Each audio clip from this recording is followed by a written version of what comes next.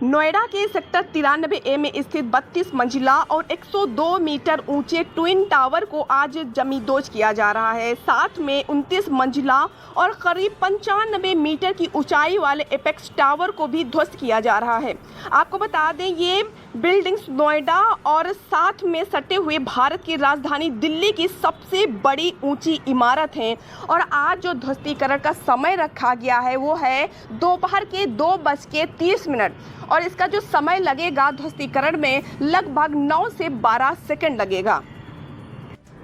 इन टावरों को गिराने के लिए 3500 किलोग्राम का बारूद लगाया गया है और इसकी जो लागत आएगी 17.55 करोड़ रुपए आएगी। आपको बता दें कि आज की ये घटना ऐतिहासिक होगी क्योंकि भारत में आज तक इतनी ऊंची और विशाल इमारतों को कभी भी अदालत के आदेश पर इस तरह से ध्वस्त नहीं किया गया है। अब सवाल ये उठता है कि जिन इमारतों को बनाने में 3 वर्ष का समय लगा, सैकड़ों हजारों मजदूरों ने काम किया और जिन 2 टावर्स पर 70 करोड़ रुपए का खर्च आया, आखिर इन दोनों टावर्स को सुप्रीम कोर्ट ने गिराने का आदेश क्यों दिया? बता दें, इसका जो सबसे बड़ा कारण है वो है भ्रष्टाचार। सुपरटेक लिमिटेड नाम की कंपनी ने अवैध तरीके से इन टावरों का निर्माण कराया था। उत्तर प्रदेश के अपार्टमेंट ऑनर्स एक्ट के मुताबिक सुपरटेक कंपनी इस हाउसिंग सोसाइटी में रहने वाले लोगों की सहमति के बिना इन दोनों टावर्स का निर्माण नहीं करा सकती थी, लेकिन नोएडा रेजिडेंट से पूछे बिना इसका निर्माण कार्य कराना शुरू कर दिया गया और कहा, मेरा कोई कुछ नहीं बिगाड़ सकता। निर्माण के समय हाउसिंग सोसाइटी में रहने वाले लोगों और उनकी रेजिडेंस वेलफेयर सोसाइटी ने नोएडा अथॉरिटी को इसकी शिकायत भी की, लेकिन कुछ नहीं हुआ क्योंकि नोएडा अथॉरिटी बिक चुकी थी, उनकी जेब गर्म कर दी गई थी।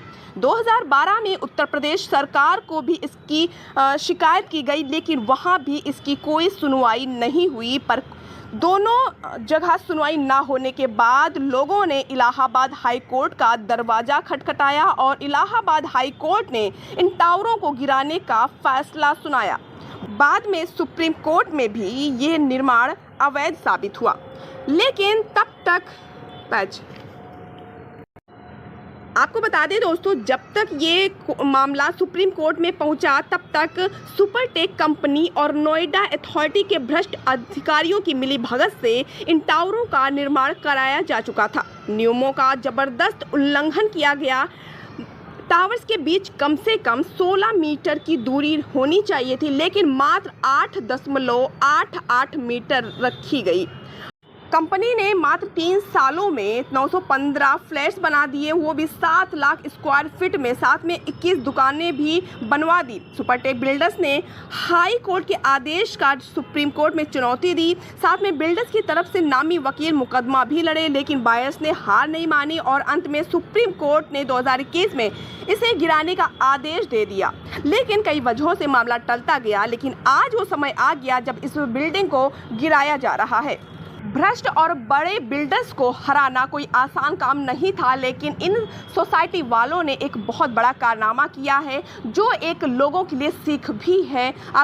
लेकिन सोसाइटी की मेहनत और विश्वास से इस मामले में जीत हासिल हुई है। इतनी सुप्रीम कोर्ट ने इन लोगों को 2 करोड़ रुपए का मुआवजा देने की बात भी कही है।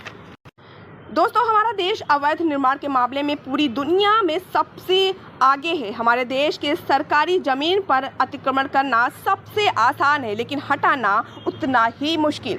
दोस्तों, आप हमें कमेंट करके बताइए कि जो ये अवैध निर्माण हुआ था 2 टावरों का, आज जिनका ध्वस्तीकरण हो रहा है, वो कितना सही है, कितना गलत है? क्या इसे गिराना ही सही है या सरकार को टावर्स ना गिराकर वहाँ पे सरकारी आवास या स्कूल या हॉस्पिटल बनवाना सही था? आप हमें कमेंट करके ज़रूर बताएं।